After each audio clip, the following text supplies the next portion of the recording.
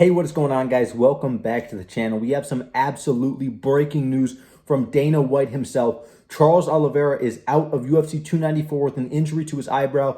There was some speculation there was an injury to his ankle, that he had broken his ankle in sparring. Dana White confirmed it was actually an eyebrow split, and the split is, even though it's stitched up, it's too severe to allow him to fight at UFC 294. He would not be medically cleared. And it's at a high risk of splitting open, becoming scar tissue, and becoming a much bigger issue. So it's best to just not have Charles Oliveira fight at UFC 294, which is a bummer. But even worse, and I know this isn't going to be a popular opinion, Volkanovski stepping in at UFC 294 is not something I'm interested in. Let me get into why. Volkanovski was not originally able to step in, to fight Islam Makhachev at UFC 294 after beating Yair Rodriguez at UFC 290 because he had surgery on his arm.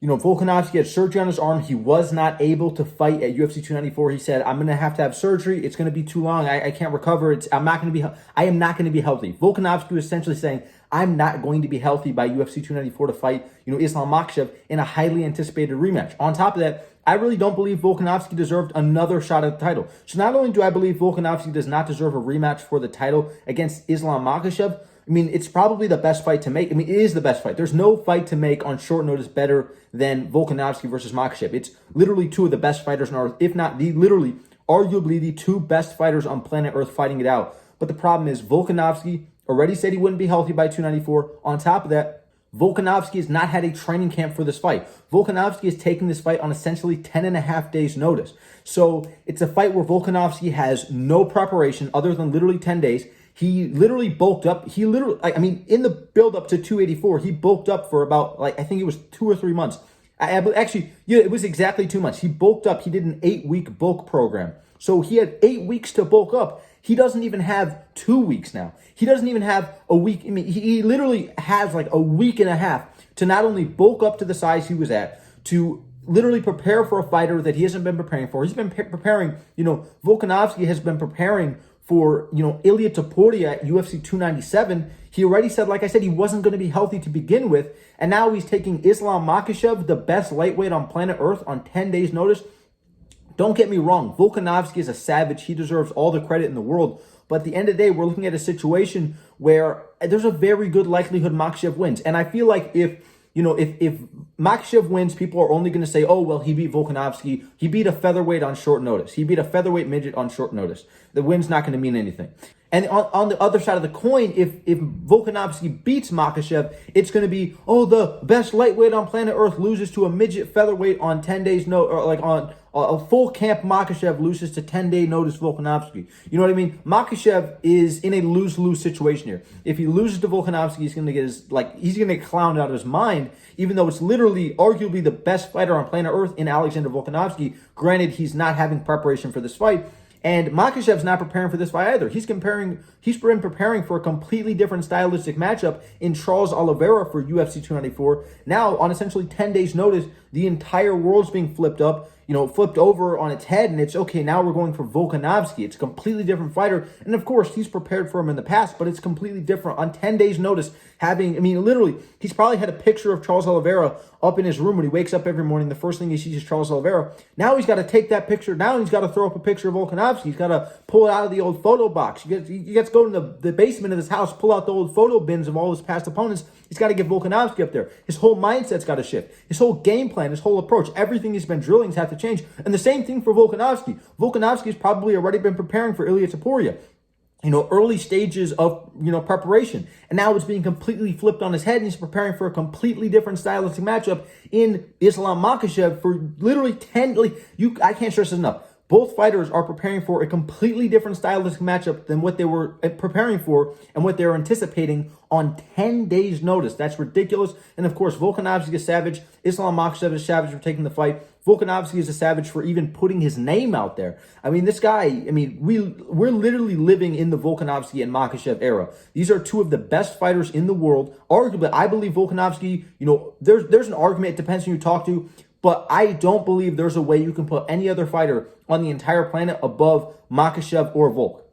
Those two fighters, I believe, are 1 and 2. No matter which way you put it, whether you have Makhachev 1, Volk 2, or Volk 1, Makhachev 2, it doesn't matter. Those are the two best fighters on planet Earth in their prime, fighting more than once. How many times in all of MMA history have we seen fighters, even if it's on terrible circumstances like 10 days notice, the two best fighters in the world in their primes fight each other. Pound for pound, number 1 and number 2 fight each other. And I know that's not the official rankings. Makhachev's like number 3 or something like that. Volk's like number 1 or 2. They keep making John Jones number 1. Like, I swear, if John Jones has a viral tweet, they'll make John Jones 1 and Alexander Volkanovski 1. Instead of like making 1 and 2, they both say 1. It's so weird. I hate the pound for pound rankings. But at the end of the day, the two best fighters on planet Earth in their primes fighting.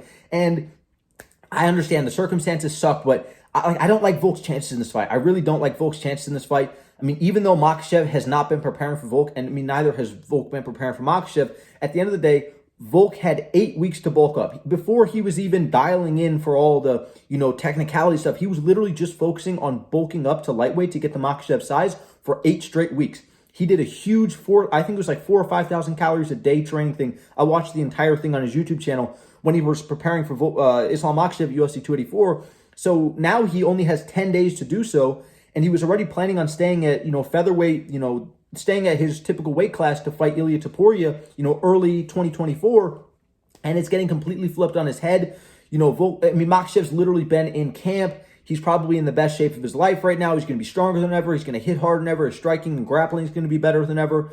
And, I'm going to favor the guy that's been healthy. Volkanovski already said after 290, he said, I'm going to have arm surgery. I cannot step in to fight, Islam Makhachev at UFC 294. I have surgery on my elbow or my arm, something going on with his arm. And he goes, I'm not going to be healthy by then. I mean, he said that he could really push it, but he wouldn't be 100%. So not only is this on 10 days notice, but there's also another asterisk that Volkanovski is not going to be healthy. So if Makhachev wins, it's, he beat a injured Volk on 10 days notice. He beat an injured featherweight on 10 days notice. Who really cares? And I hate that narrative. It's Alexander Volkanovski, arguably the best fighter on planet Earth. But at the end of the day, I can't deny it. These are two terrible asterisks to have next to a fight. And for Volkanovski, it's the same thing. A lot of people are going to overlook it because they hate Islam Makhachev. But dude, it's a 10 days notice fight. I wish this was a fight where both fighters are coming in with a complete camp. I hate fights on short notice. Literally, I agree. John Jones had a take where he was talking about this. He goes, I never take short notice fights. John Jones goes, I never take a short notice fight because I always want to be super familiar and dialed in with what I'm getting into. And I agree with that so much. I hate fights that happen on short notice. As much as I like, that the superhero like Volkanovski stepping in and saving, UFC 294, at the end of the day, there's so many asterisks. It's a lose-lose situation for Makhachev. And it's really, it's kind of like a win-win-lose for Volkanovski. And I don't like situations like that. But, honestly, we're talking about Charles Oliveira being the loser in this situation. The real loser in this situation is Ilia Topuria. He was getting ready for the biggest fight of his life in Alexander Volkanovski at UFC 297, and all the stars were seeming to be aligned. Like, oh my gosh, we already got Arnold Allen, fighting Movsar Evloev on that card. It seems to be like a featherweight card. The UFC really likes to make cards where they'll have like a bunch of bantamweight fights on the same card, or a bunch of heavyweight fights. They did a card a long time ago where every single fight on the card was a heavyweight fight, and it looked like UFC 292. Of course, there were all the pullouts, but we had Merab versus Cejudo possibly happening. We had Corey Sandhagen versus Umar happening a little earlier, but we had Rob Font versus Song Yadong happening, and it looked like they were trying to stack a card where it was on UFC 292, headlined by Aljamain Sterling and Sean O'Malley. They were having a card where it was mostly bantamweight fighters. I think they were trying to do the same thing with UFC 297, where they had a lot of featherweight fights on that card, so you could kind of play matchmaker after the fight had ended, after the card had ended. You could kind of play matchmaker and go, oh, this guy won, and this guy won, and this guy lost, and this guy won, and you can kind of see what the possible next matchups are. And I love when the UFC does that. But, Ilia Topuria is the biggest loser in this situation. Like I said, he was preparing for the biggest fight of his life in Alexander Volkanovski at UFC 297 in Toronto. All the stars were seeming to be aligned.